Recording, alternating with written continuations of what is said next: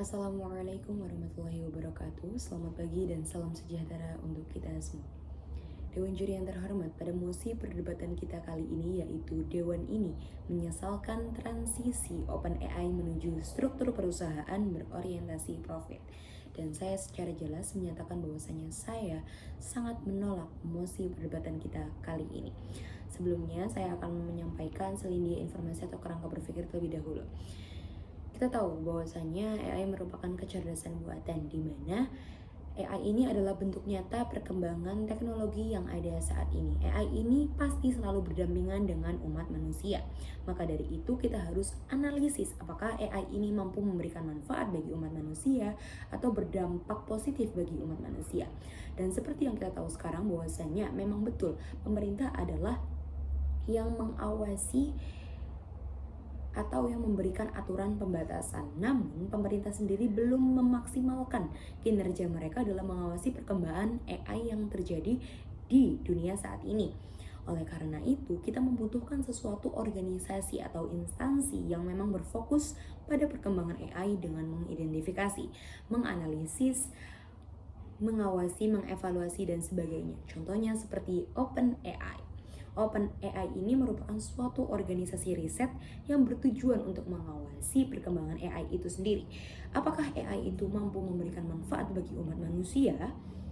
Dan OpenAI ini awalnya pada tahun mereka didirikan membentuk suatu struktur yang namanya cap profit, di mana investor ini hanya diperbolehkan untuk memperoleh keuntungan hingga batas yang telah ditetapkan sebelumnya.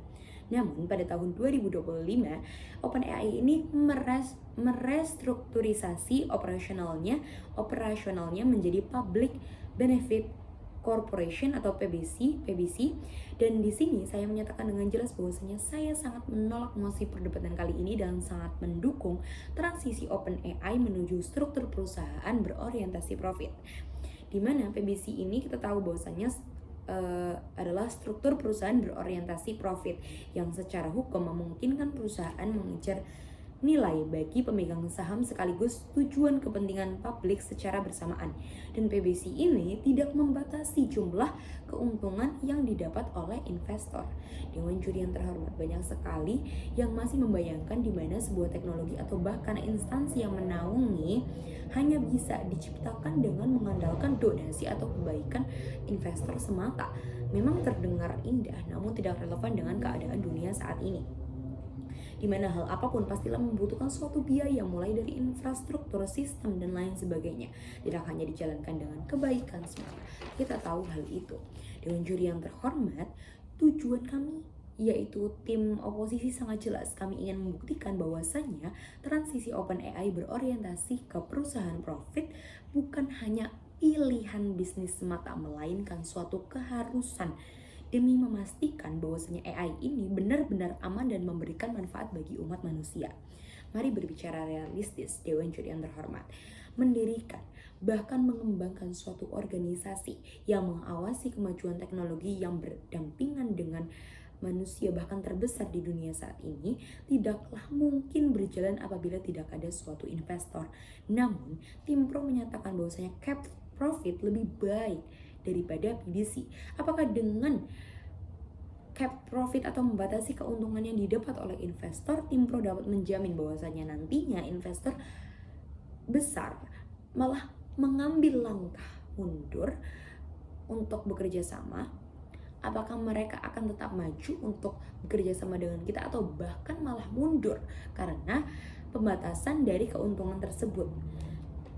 Tim pro tadi juga mengatakan bahwasanya transisi ke profit malah menjadikan OpenAI kehilangan misi sosialnya. Namun Dewan Juri yang terhormat, pada kenyataannya justru struktur PBC ini yang nantinya mewajibkan perusahaan untuk menyeimbangkan antara keuntungan yang didapat oleh investor ataupun keuntungan untuk kepentingan publik.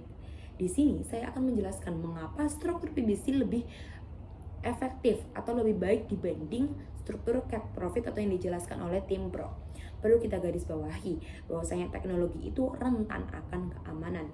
Namun dengan struktur PBC ini kita itu dapat menghasilkan produk sampingan berupa keamanan.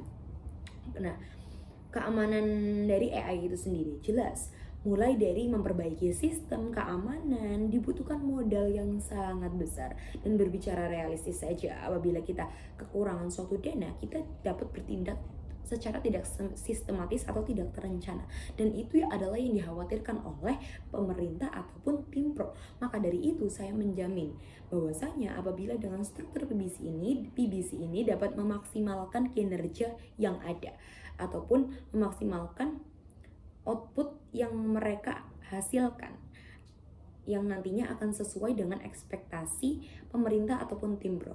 Karena apabila mereka tidak merasa kekurangan dana, atau apabila organisasi OpenAI ini tidak merasa kekurangan dana atau bahkan merasa aman akan ancaman dari kebangkrutan, mereka tidak akan merasa terburu-buru dalam memperbaiki atau menghasilkan suatu sistem apapun. Mereka akan memaksimalkan apapun yang nantinya mereka akan hasilkan atau mereka perbaiki untuk kemajuan teknologi yang ada saat ini. Maka dari itu, Dewan Juri yang terhormat, dapat kita simpulkan bahwasanya tim pro telah gagal melihat relevansi yang ada. Tim pro juga telah gagal mendefinisikan dengan jelas terkait pendekatan antara strukturisasi PBC dengan investor itu sendiri. Maka dari itu, PBC telah menjalankan sesuatu yang lebih baik untuk diterapkan, karena kita tahu segala sesuatu yang maksimal untuk diterapkan harus dengan sesuatu yang maksimal juga, sesuatu seperti dana, sumber daya, dan lain sebagainya. Maka dari itu saya mengajak Dewan Juri yang terhormat untuk dapat seperahu dengan saya untuk berlabuh di tujuan yang sama. Dan saya secara jelas mengatakan bahwasanya saya berada di tim kontra atau sangat menolak mosi perdebatan kita kali ini. Sekian, terima kasih. Wassalamualaikum warahmatullahi wabarakatuh.